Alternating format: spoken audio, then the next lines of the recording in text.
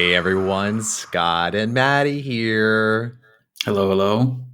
And welcome to Queer as Pop, the podcast where we discuss all things queer and how they intersect with pop culture, politics, and top headlines. Matty, how are you doing today? I'm doing well. I feel well rested today. How about you? I can't complain. It's been a pretty easygoing day today, so I'm just kind of ready and rearing to get going with this.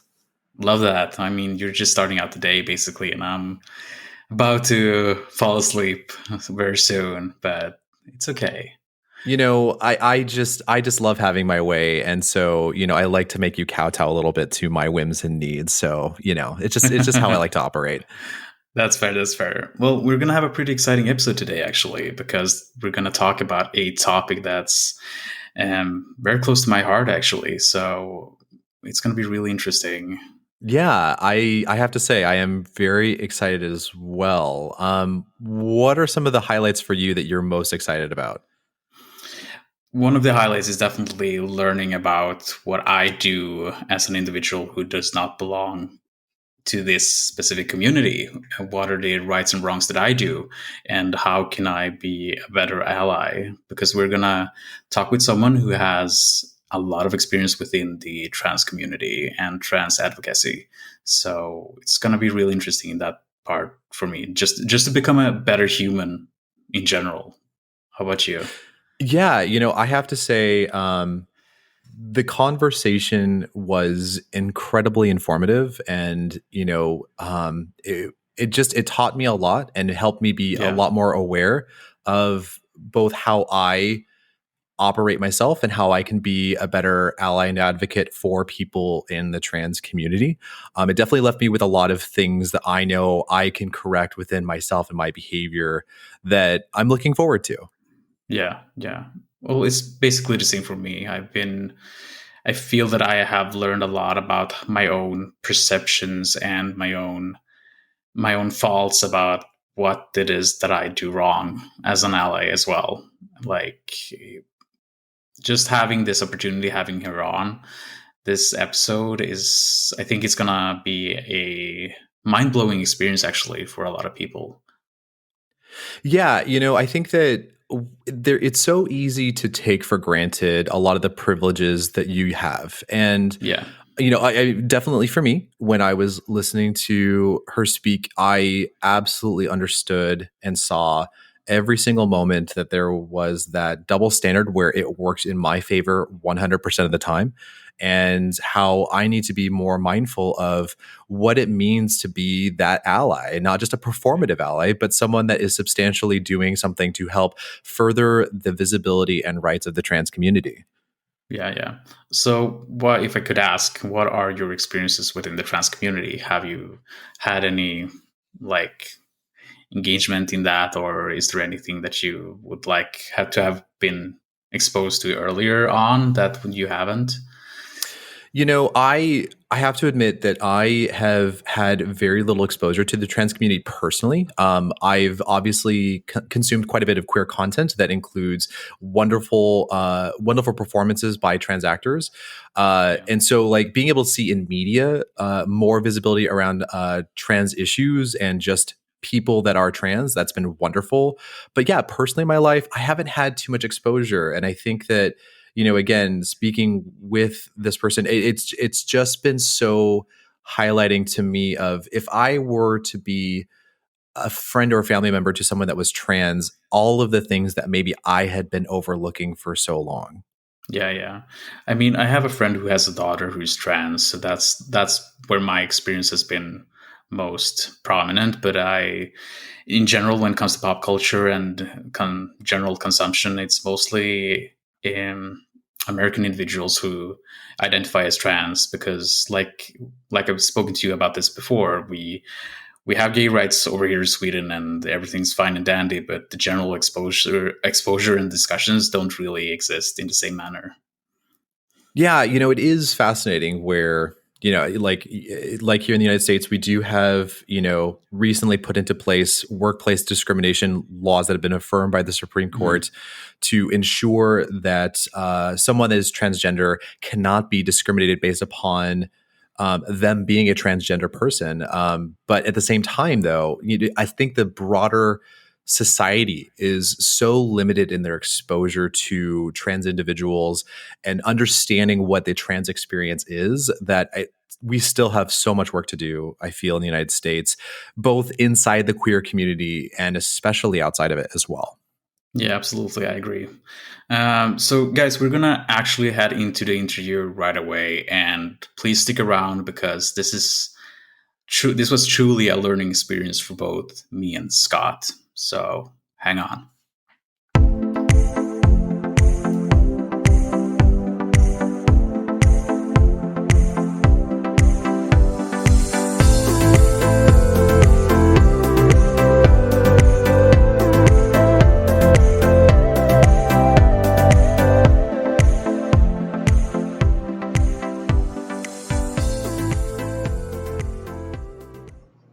Welcome back, guys. So, one of the reasons Scott and I are doing this podcast is that we always wanted it to be about more than just making you guys laugh and be silly.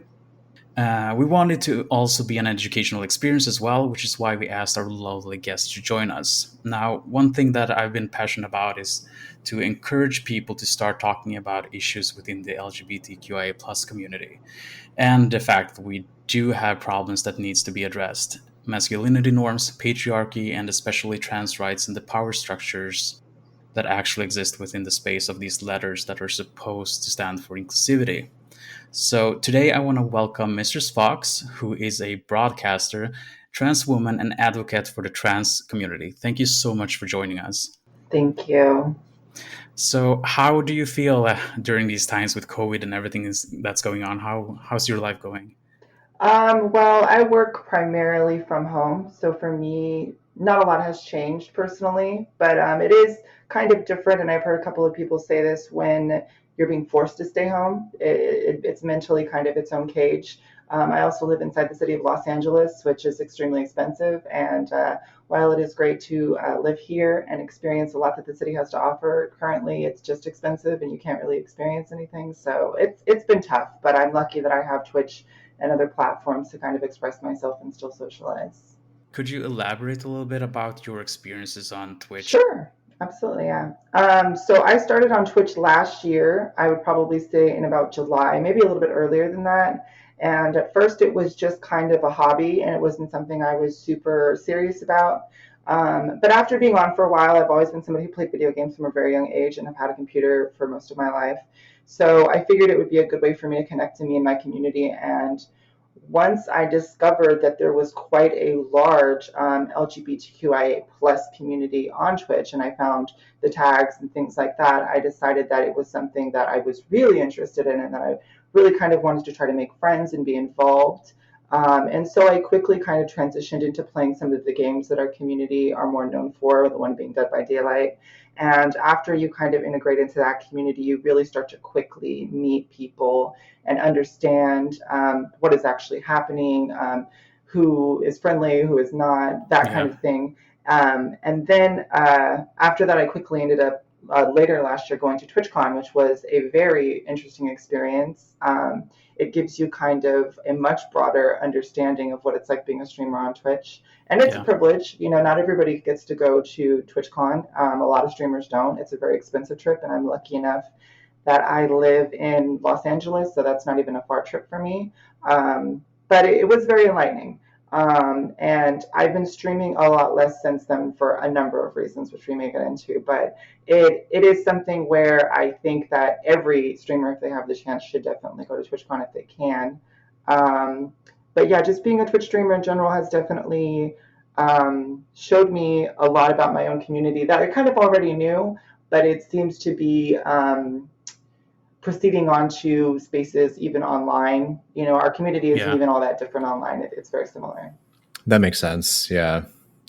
Because you share the space with Scott, basically, because you both are, this is something that you both are actually doing on Twitch, creating. Yeah. Yeah, Mistress Fox, it's always wonderful to meet fellow streamers because I think there are a lot of shared experiences that, as a streamer, very few other people can appreciate. But Mhm. one of the things I think you touched on that I would love to hear more about is, especially during that period when you were discovering other streamers or other queer content on Twitch, and with your mention of tags, how do you feel about, the sort of all-encompassing LGBT tag and how it's maybe directed you sometimes towards the right kind of content and sometimes not to the right type of content? Yeah, absolutely. Well, first of all, I would like to say the tag itself is problematic for a lot of reasons. And for the people who don't know or are not familiar with Twitch, before Twitch integrated this tag system into their website, and I was there actually quite like a small amount before they did that, there was something that was called communities. And people were allowed to create communities themselves and organize them themselves. And in that space, trans people had quite a bit more visibility. But when they switched it over, they decided to kind of ram us all into this one acronym that exists in our community already, without, I think, the knowledge that that acronym itself could suppress certain people in that acronym. And that is obviously problematic for visibility reasons. So what it kind of came to me was at first it seemed great because for one, I've always been surrounded by gay men, for example. They've always been my friends. I transitioned from concerning myself at the time identifying to be a gay man. So obviously, I have the most experience in that community for a large portion of my life. And when I got to Twitch, I thought it would be easy to kind of garner that kind of attention, to have an audience that might be gay men or even other people in that acronym. But I quickly learned that there's a lot of intersecting things when it comes to being a streamer. It's not just about you playing a video game. I think a lot of people think, oh, well, it's just kind of your commentary and playing the video game, but really you are the host of a show. And as the host, you have to be interesting to your audience. And a lot of times, unfortunately, as a trans woman, I don't feel like I'm all that interesting to what I consider to be the most visible part of that acronym, which is gay men. Specifically, white gay men on Twitch kind of prevail over everyone else. And if you were to go to Twitch and look at the first few to even several pages of the LGBTQIA plus tag on Twitch, you're going to see mostly white gay men, which is an issue. I don't think that most white gay men know that that's an issue, or are very cognizant of that fact. Because again, when you're succeeding and you're doing well and you're kind of doing your own thing, it's hard to necessarily understand that you might be standing on the backs of others to kind of get that success. And again, I'm not trying to vilify people in any way, but it is kind of our duty when we feel like we have a privilege to use what we have to kind of raise others up, especially considering a lot of stream teams and things on Twitch kind of champion what they call diversity, inclusivity, visibility, and oftentimes ignore, for example, calls to action that already exist within these communities. So it can feel quite performative. And for those people who are not familiar with that term because it gets thrown around a lot, it basically means that you are trying to look like you're an ally or claiming that you're an ally without actually earning the right to call yourself that. Um, and I think that even within that conversation, we even have allies who use the tag for the LGBTQIA plus tag that we have on Twitch. And even that intersectionally is an issue because they want to say, well, we support you, and that's the reason why we use your tag, but they honestly are flooding a tag which is already so flooded that they are further suppressing people like trans people, bisexual people, for example, other people in that acronym who don't necessarily get the most visibility, and you can't necessarily identify just by looking at their stream. So yeah, there's a lot of Interesting. intersecting issues there. Yeah. So I guess, and then talking about this overall structural problem that's existing on Twitch from an identity point of view, what are some of the things that you yourself would like to see, or elements of how Twitch could evolve that the trans community, from your perspective, could use or should demand that could make the experience more both safe and secure, but also again helping with that discoverability in a healthy way? Well, I have been personally working on something that was actually started by a another streamer on Twitch who's trans. Her name's Nicotine, and she is a trans femme streamer who is a partner and is also an ambassador to Twitch. Twitch has actually had a number of trans ambassadors, which is actually great. It's a great step to start with. But a long time ago, I would say about almost 2 years ago, Nicotine started this effort to create a trans tag.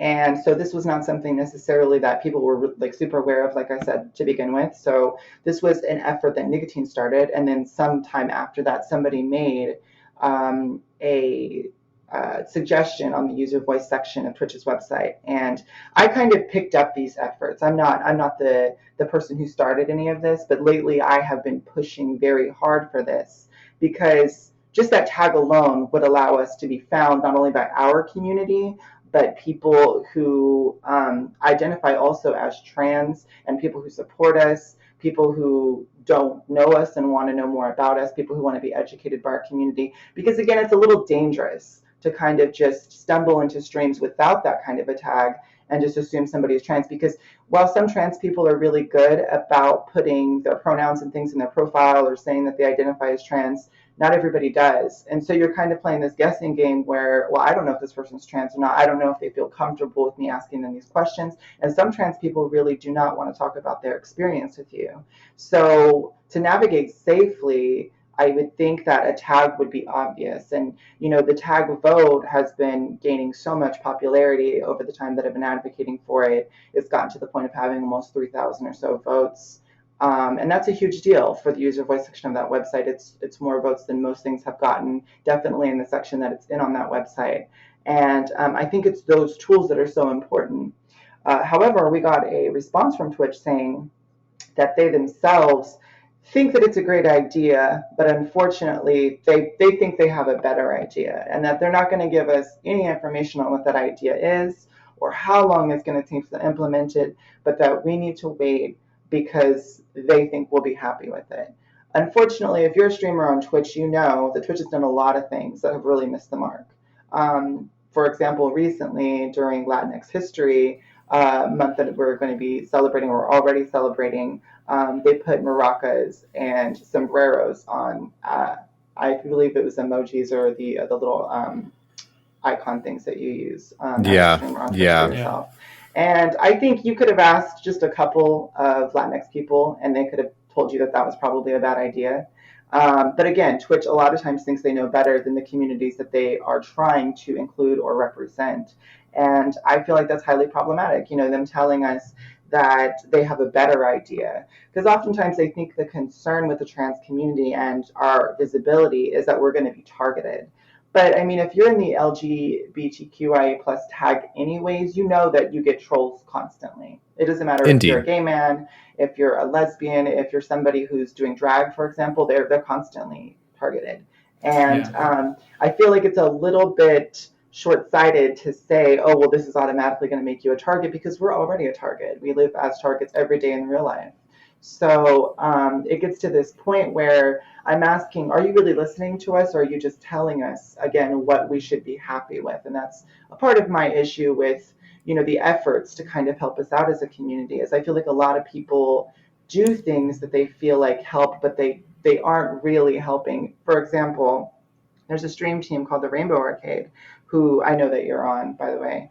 Yes, I am. I'm speaking to Scott specifically. But I noticed that they had made a post for trans visibility, and this is something that even a staff member that I know who's in our community also had done on Trans Visibility Day. And it's great when people make posts for us about our visibility, but this is during the same time that I'm fighting for this tag that I'm speaking about, and this effort where I'm struggling to try to organically reach as many people as possible. And the Rainbow Arcade has quite a platform. And so intersectionally at the same time of me making my post, they made a post about trans visibility, but did not include any information about the trans tag that we are currently very visibly fighting for. And I know people in that community have seen the efforts that we're making and chose not to include this on any level in that post. And that post got, I think, 1,000 likes and almost 500 retweets. And that is like 4 times as many impressions that my posts have gotten. Now, to be fair, you know, I may not be as popular as the Rainbow Arcade, or they may have more of a reach than me. But that's kind of the point of me saying that there are these people like Twitch or our other allies who may own stream teams that are making these efforts for our community, but they're not necessarily including trans voices. And I feel like that's Yeah. one of the most important things. And at the same time, they may have trans people on their team, and I've seen, I think, a handful. None of them, their team leaders, to my knowledge, are trans, or at least that's to my knowledge. And even then, you have to be careful because with our community, just like with gay people, just like with Black people, just like with any marginalized community, you can ask one person in that community something, but it's hard to trust that that is the voice for that entire community. Yeah. So it's Yeah, kind of indeed. important Indeed. also to be like, well, let me ask a few people how they feel. Let me see. Because again, I think a lot of times it goes back to that narrative of like, well, maybe not everybody supports the trans tag. I don't know if we should put our name behind this.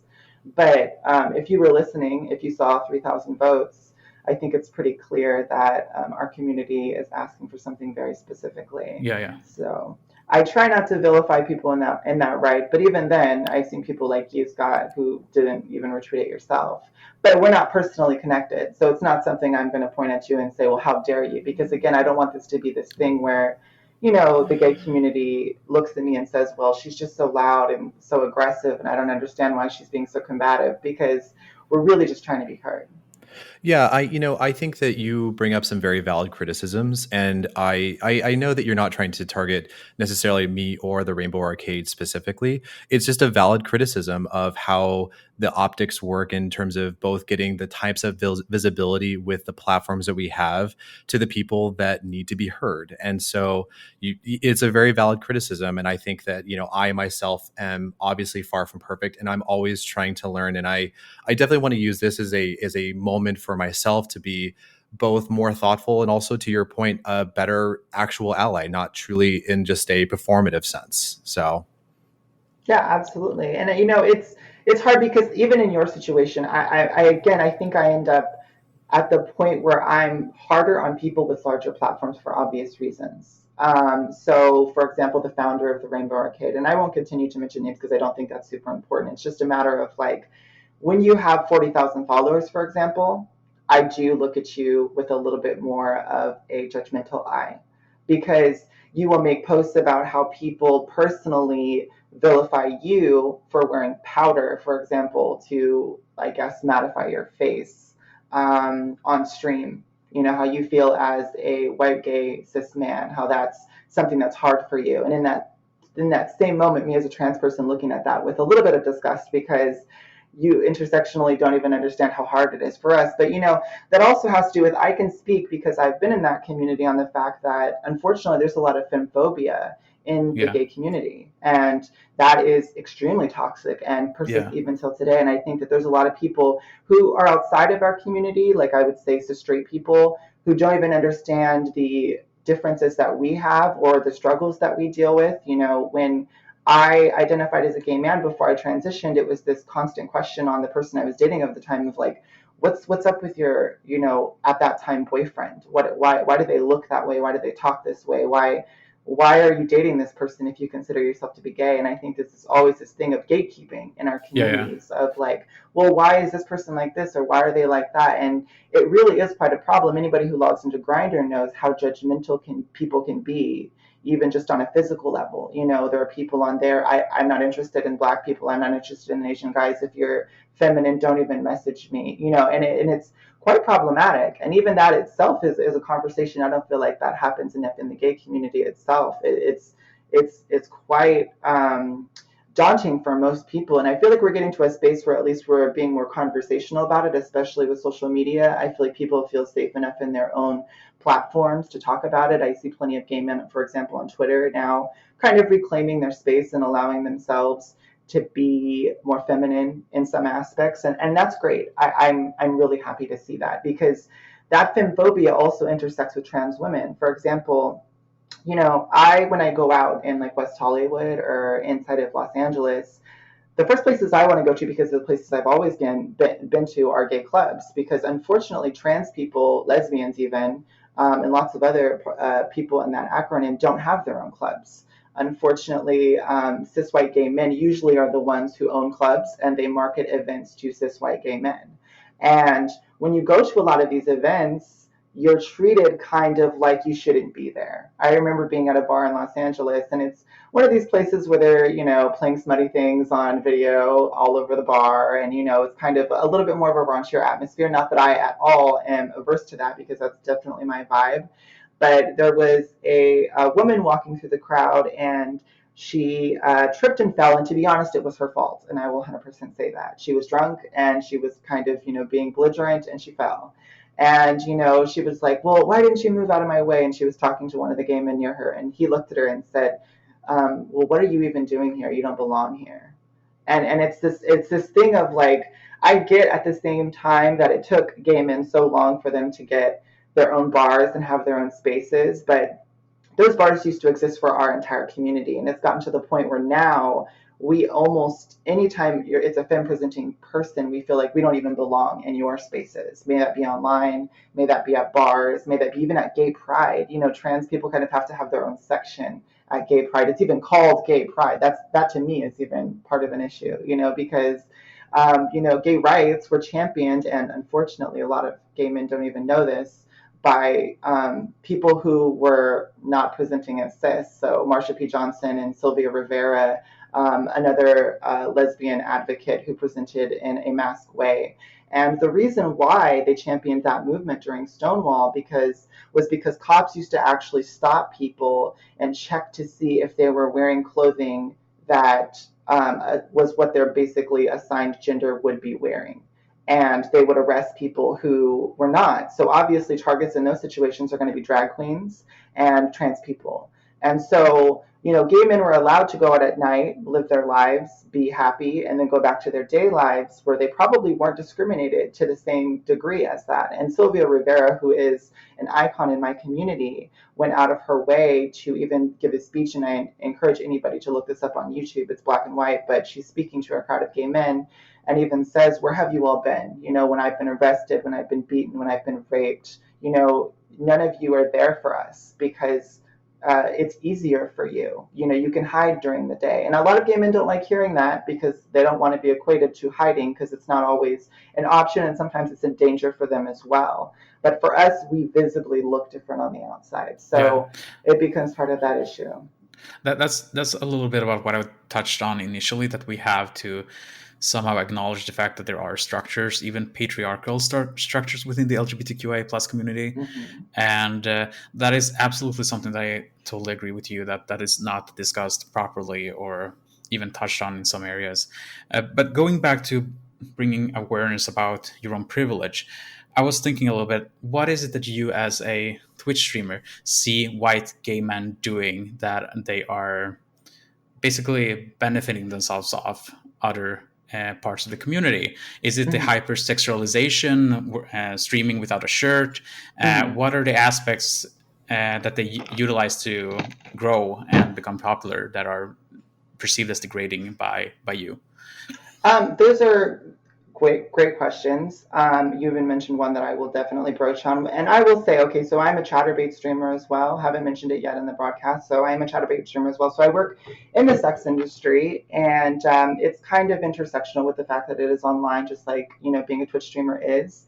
And part of the problems that I see, and one of them is that you mentioned, is, for example, that men are allowed to not wear a shirt on Twitch and women are not. That's a huge issue to me, because at the end of the day, you're using this platform for thirst. You're using it as a sexual enticement for viewers who come and watch you. And white gay men specifically know that they are iconically what people thirst after in the gay community. There is this opinion that white gay men are the top, that you can reach, the best thing that you could attain. And I think that's really unfortunate. I think that there's a lot more to streaming that should be appreciated, first of all. I think streaming is a very difficult thing to do. A lot of people don't understand how hard of a job it is, especially on Twitch. I will say 100%.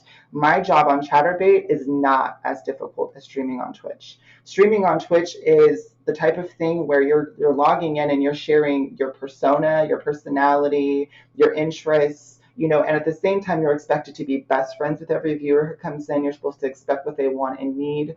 But a lot of times, I feel like in the gay side of Twitch, it is narrowed to just this thirst factor of like, well, what can I do to make people, at least be interested in me in that way? Because it's the easiest thing that I can grab for. And I feel like that's those people even not giving themselves enough credit for who they are and how interesting they might be.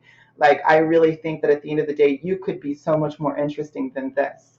And, I've even made posts on Twitter about, like, for example, not wearing a shirt, because that's not fair. At one point, it wasn't even acceptable for men to not wear a shirt on Twitch. And I think you had to have like a fitness reason. Like if you were doing a fitness stream, you were allowed to not wear a shirt. But now it's gotten to the point where I clearly see lots of gay men not wearing shirts on Twitch. And they're just playing Dead by Daylight. They're not working out at all. And I don't really count you working out as you making redemptions for channel points, which is something Twitch has for people who normally watch your channel on a regular basis, as you going and doing 5 push-ups. I think that's you skirting the issue and trying to get around the rule. But the thing is if a femme-presenting person did that, for example, me, I would be banned within probably 24 hours. And that is just a fact. Yeah. It's pretty frustrating. But it just gets to this point where I really want to tell people, like, I know you're so much more interesting than what you're giving credit for. Another great example is cis white gay men using verbiage that does not belong to them and claiming ownership over it and never giving credit to other communities for that. And this is not even me speaking for my community. This is mostly something that comes from the Black community. It's Black vernacular. And it's things like period with like T at the end, or, you throwing around things that you've heard Black women say or Black trans women say, and then not ever giving credit for that, or making it the only thing, the center of your stream, using it after every sentence.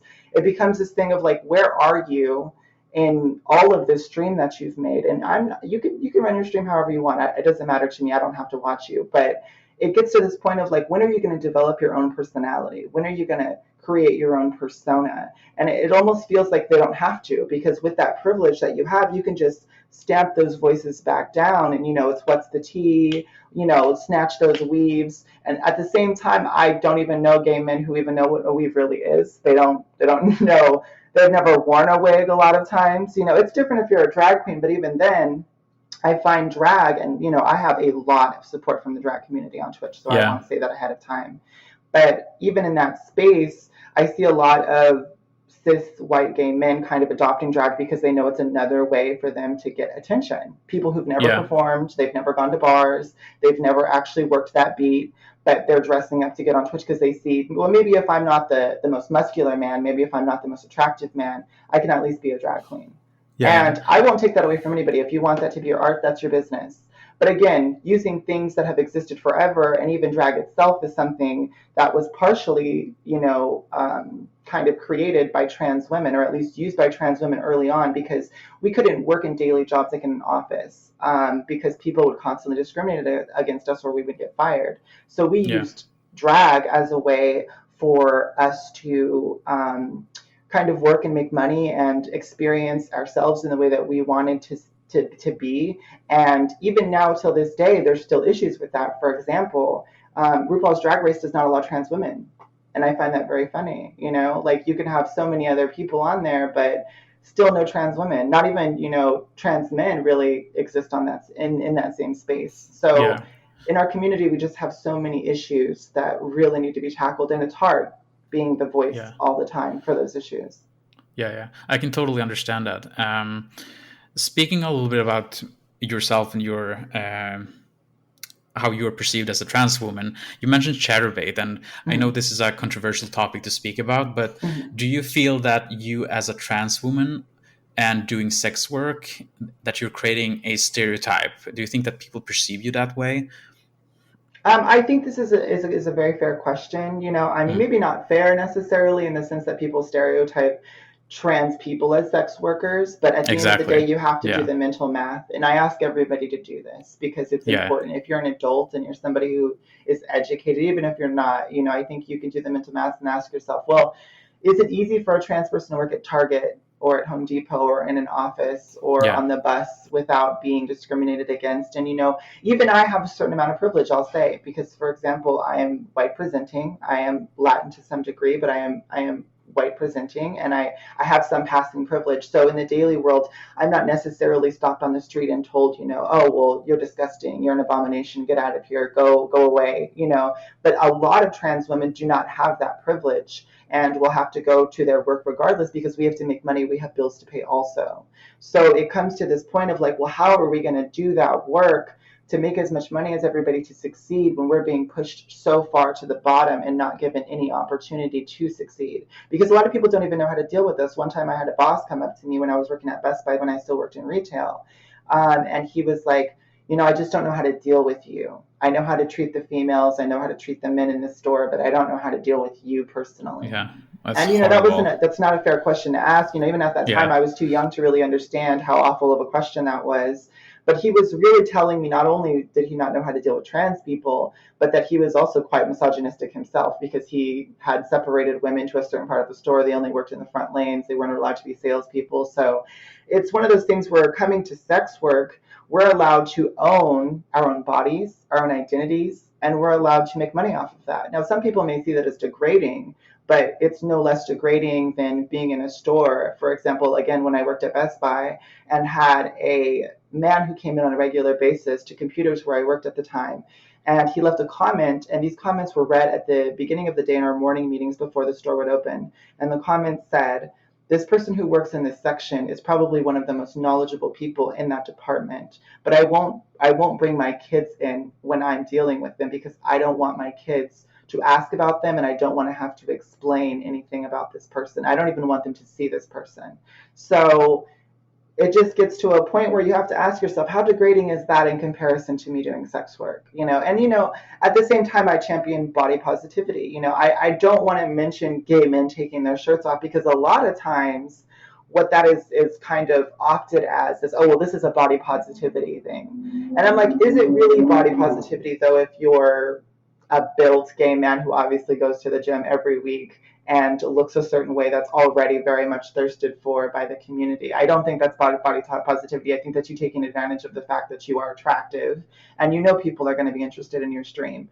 But at that same token, if it was everybody that was allowed to do that, I would be fine with it because I have no problems with nudity. I have no problems with sex work. I have no problems with any of these things. I've done quite well for myself on ChatterBait. I've gotten to the point of having 42,000 followers. That's way more than I have on Twitch. And again, unfortunately, the reason why I even have that visibility on that website, the reason why I'm that popular on that website is because there is a trans section of ChatterBait. And so even when it comes down to that, it's like, wow, I'm actually represented more on a website where I am a sex worker than on a website where I'm, a Twitch streamer who plays video games. And so for somebody to even ask me like, well, is that kind of painting a negative light on you? It's, well, one website I'm not even represented on. So exactly what chance do I have at being successful on that website? Trans streamers are almost never watched, especially trans femme streamers. I have so many trans femme friends who they're just like, gay men won't even watch me. They won't even come to my streams.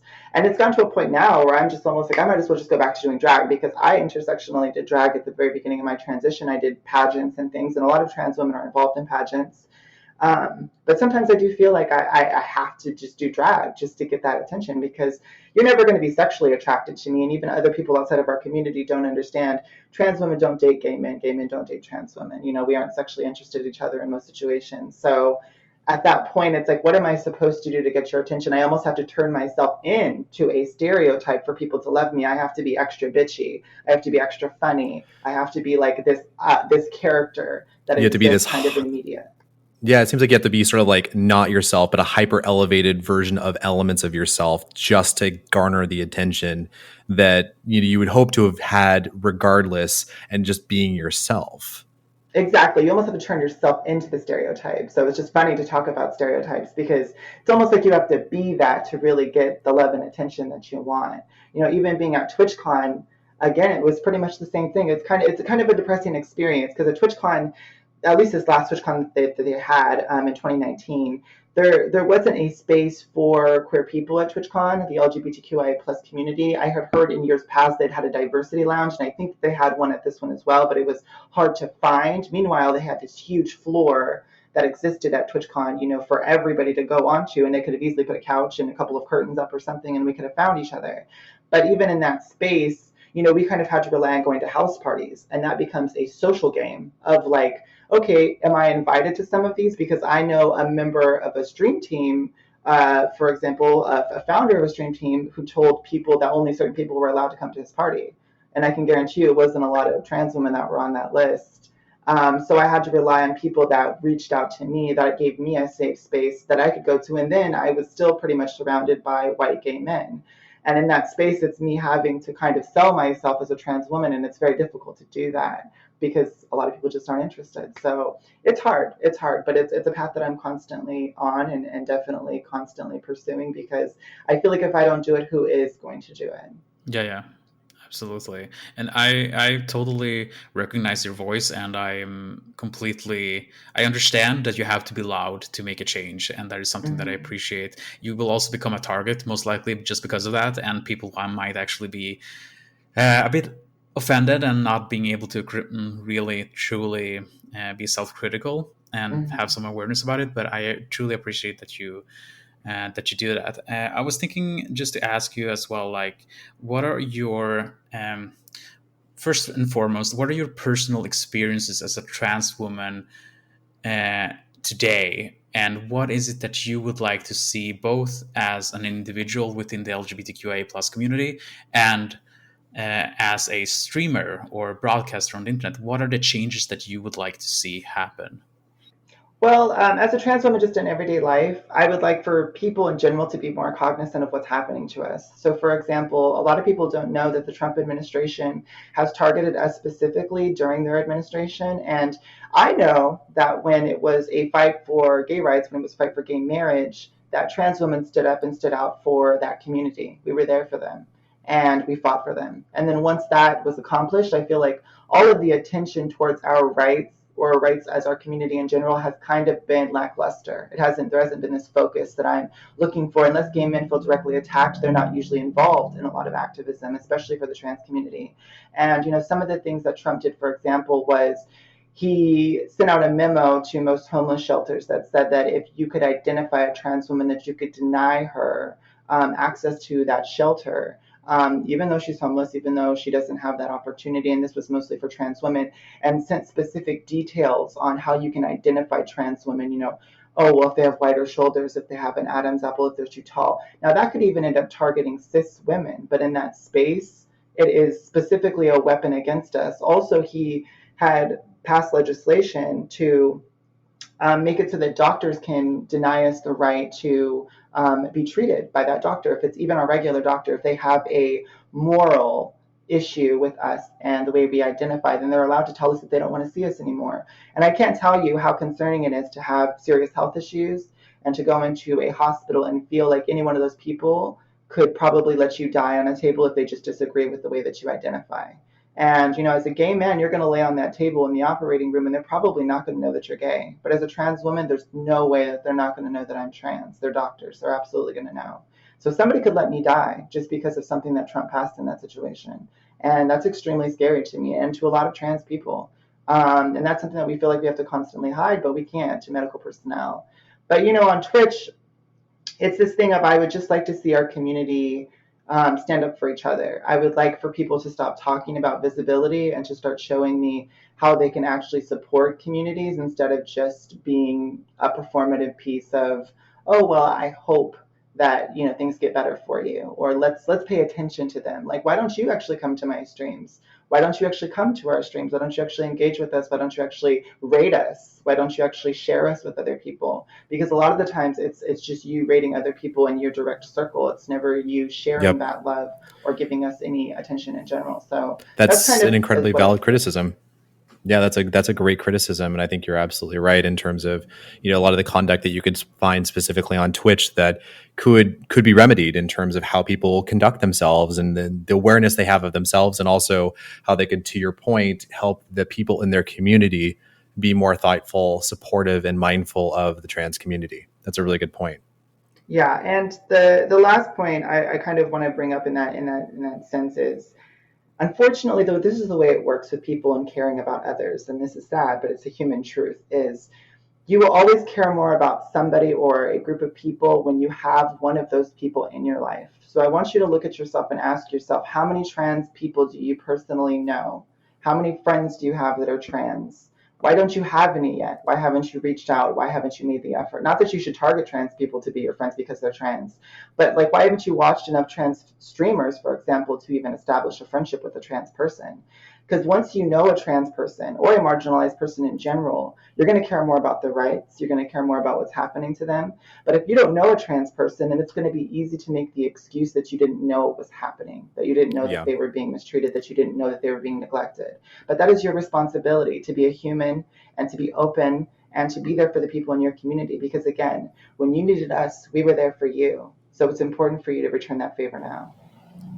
So in that vein, of ways in which other types of support can exist, just to call out one as that I'm aware of, but I definitely want to hear more from you. Like I'm aware that, obviously in the month of October, the Trans Lifeline is running Trans Heart October, where it's going to be a broad-based fundraiser to help support the Trans Lifeline.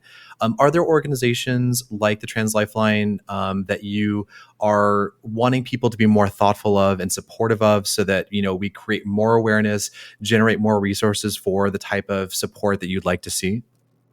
I think Trans Lifeline is actually a great resource, to be honest. Unfortunately, we do not have a lot of huge resources. Trans Lifeline is one of the biggest and one of the most notable.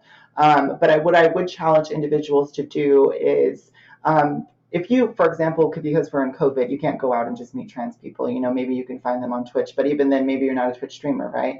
So get on Twitter, which most people have. Get on your social media platforms and try to find people that you're interested in who might be trans. And at that point, you will find that most of the times we personally have GoFundMes going on, for example, to fund our gender affirming surgeries. I personally am a non-binary trans woman, so I'm not planning on getting surgeries. I'm on a medical route, but there's a lot of trans people where it's $50,000 before they feel like they're themselves, $60,000 before they have what they need in order to start living their lives.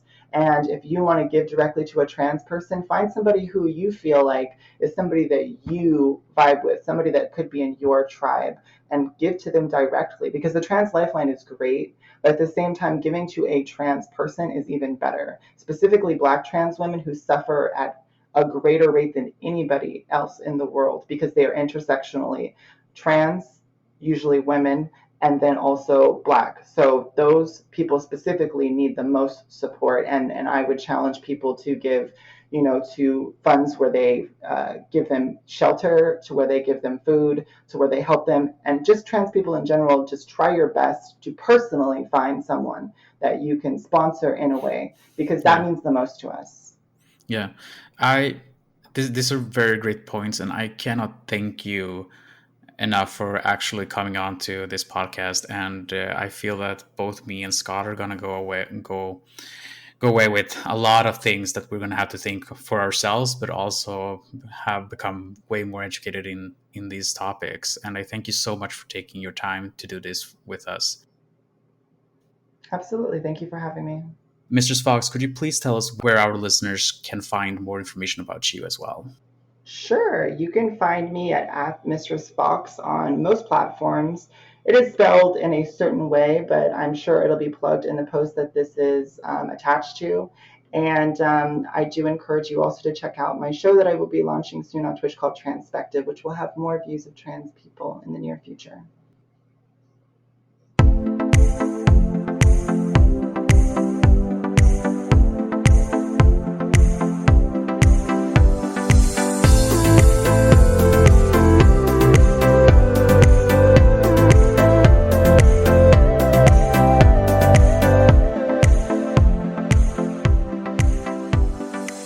Welcome back, guys. It's time for us to answer your questions. What do we got, Scott? So we have 3 new questions from our awesome audience that I am really excited to be asking. I think that they're unique and fun, so I'm ready to dive in. Are you? I am ready. Okay. First question. Now, what one thing makes you pull out your flaming sword of righteous anger? And this is asked by Harry. I think in general, it's just for me, I can flip totally when it comes to any form of injustice that I observe. I am pretty reactive to that to my surroundings. So I would say that you don't want to meet me in that spot because I get Okay, really so angry. so what would be like one injustice you've seen recently or in the somewhat recent past that made you just flip your lid? One thing that's been flipping my lid is definitely the turf community in specifically the UK. For some reason, it's a very prominent movement there. Turf, for those of you who do not know, means trans exclusive feminists, and that just ticks me off. It's been ticking me off lately a lot, and there's a certain author that has been pretty toxic in this department that I do not want to have a voice in this matter because she is not on the right track in this one. What about you, Scott? I would have to say, like, I have a long fuse. Like, it takes me a lot to get upset, but I really get upset very quickly when I see someone disrespecting one of my friends. Like, when I have those personal bonds and I see someone disrespecting someone I care about, it really gives me a very short fuse where I'm ready to absolutely read that person for filth when they decide that it was the right decision to go after a friend of mine. So yeah, that's easily the best way to get me really upset. Does that mean that you would be really upset if someone was really mean to me? Absolutely. I would read them for filth like you haven't even heard. I might even curse a little bit. I mean, I'm not promising anything, but I might actually use some curse words. I'm going to try to pull out some curse words from you. I don't doubt you'll be able to do it, but I'm curious to see how you do it. All right. We'll see. We'll see. Maybe in the next episode. So we have our next question, which is from Duncan. What is the best hangover cure?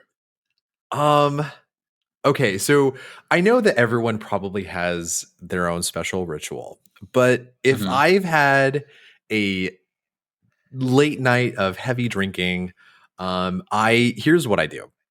I make sure I eat something with a little bit of carbs in it just before I go to bed. I guzzle a whole bunch of water, and I take 2 Advil. And then in the morning, I will drink a whole bunch more water, but then I will do the thing that I think a lot of people get a little queasy about, and I do a little bit of the hair of the dog, where you just have something like a light like a light, very heavily mixed drink where there's not much alcohol in it, but just to kind of get you over the edge, if you know what I mean. Yeah. What about you? That sounds really interesting.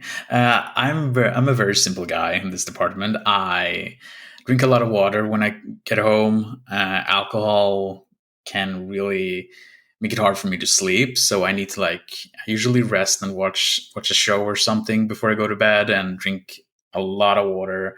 And the next day, I make sure that I eat something really, really disgustingly fat. Like, we're talking What's your pizzas. favorite thing? Pizza? Pizza, definitely. So I go straight for a pizza or a burger the next day.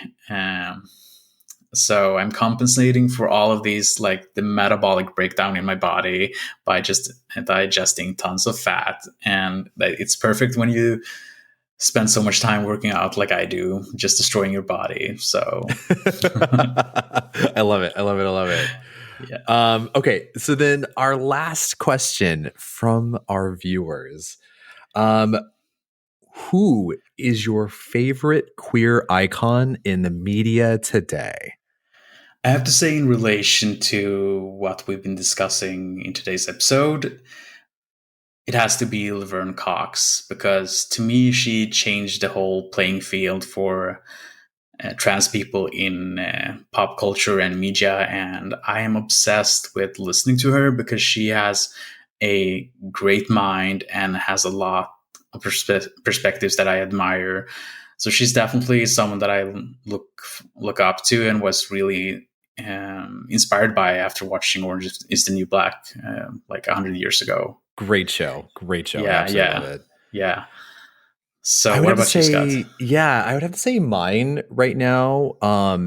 has been Billy Porter. Oh, okay. I like Billy Porter because I first experienced watching Billy Porter on Broken Hearts Club. And obviously fell in love with his character, just full of heart. And but Billy in particular is just one of those queer advocates where he is talented in whether he's on Broadway or if he's doing something in film and television. He's always out there speaking his truth. He is unapologetically saying what he expects from society and demanding it. And then on top of that, he's also just a fashion icon as well. Like, I mean, some of his looks are just absolutely incredible and just a feast for the eyes. So I respect him so much for being, really just authentically himself and a true leader in so many different ways. Yeah. I've seen some of his looks and they are absolutely amazing. He was in Kinky Boots, right? If I remember correctly. Yes, he was. Yeah, I totally love him too. So I get why you admire him. Well, I think we're going to repeat something that we had last week, and we're going to keep on doing it as a routine because I am on a quest to teach Scott how to speak Swedish. Like, you're going to be. Oh my! By the time you get here, I'm gonna make sure that you're fluent and will not even need me anymore. So I mean, I'm always gonna need you, though. Come on, I'm always gonna need you. But I'm willing to learn. I mean, you can teach me. Yeah. Teach me what you think I need to know. What is something I need to know? All right. This is a word that you definitely need to know because if you're gonna hang out with me, you're gonna need to communicate this. So today's word is the word for hungover in Swedish. Oh gosh. Okay. Which is bakis. Bakis. Yeah, you did it good. Did I say it right? Good. Yeah, okay. You did it good. I didn't absolutely butcher it. No, you didn't. It's a pretty. I have to say, it's a pretty easy word for Americans to pronounce. Like, I could have come up with something way worse, but that's in the future. Okay, bakis. I need to remember that because I absolutely imagine I will be needing to communicate that. Now, is there like a spirit that's like very common to consume when you're in Sweden, like something that's authentically Swedish that you drink often, but maybe you don't necessarily see anywhere else? We usually take shots of any, like, usually vodka is pretty popular in Sweden in general. I'm not sure. Yeah, I'm not sure if it's because we're so close to Russia or there's some cultural influence there, but vodka is pretty popular in Sweden actually. Okay, so I'm gonna get bakis off of shots of vodka. Yes.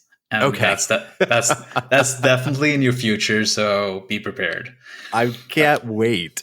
All right, guys, thank you so much for listening to us. It's been a great episode and truly a learning experience for both of us. Now, if you guys want to follow us on Twitter, you can find us at Queer as Pop. You can also follow me at Novakaze. You can find Scott as the Kilcannon at Twitter and as Kilcannon on Twitch if you want to join a fantastic and lovely gaming community. Thank you so much, guys, for listening, and see you next week.